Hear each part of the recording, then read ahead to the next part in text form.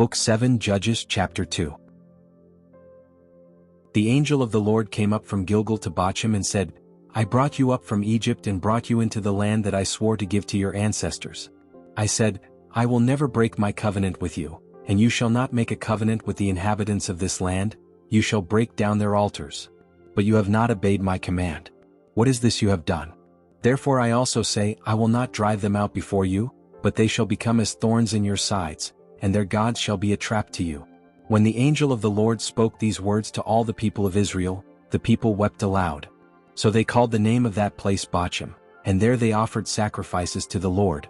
After Joshua sent the people away, the people of Israel went each to his inheritance to take possession of the land.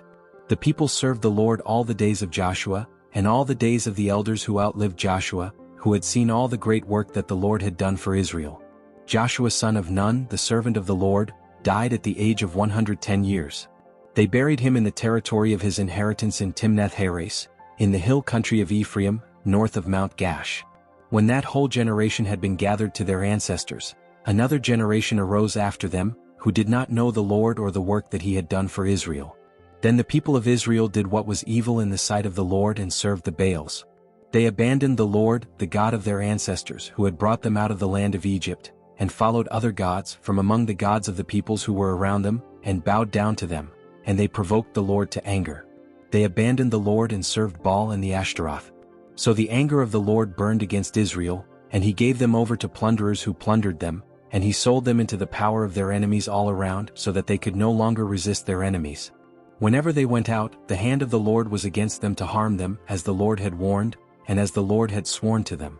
They were in great distress. Then the Lord raised up judges, who saved them out of the power of those who plundered them. Yet they would not listen even to their judges, for they prostituted themselves with other gods and bowed down to them. They quickly turned aside from the way in which their ancestors had walked, obeying the commandments of the Lord, but they did not do so. Whenever the Lord raised up judges for them, the Lord was with the judge and saved them from the power of their enemies all the days of the judge, for the Lord was moved to pity by their groaning because of those who oppressed and crushed them. But whenever the judge died, they relapsed and behaved worse than their ancestors, going after other gods, serving them and bowing down to them. They refused to give up their practices and their stubborn ways. So the anger of the Lord burned against Israel, and he said, Because this people has transgressed my covenant that I commanded their ancestors, and has not obeyed my voice, I will no longer drive out before them any of the nations that Joshua left when he died. This will be in order to test Israel by them, whether they will take care to walk in the way of the Lord as their ancestors did or not. So the Lord let those nations remain without driving them out quickly, and he did not hand them over to Joshua.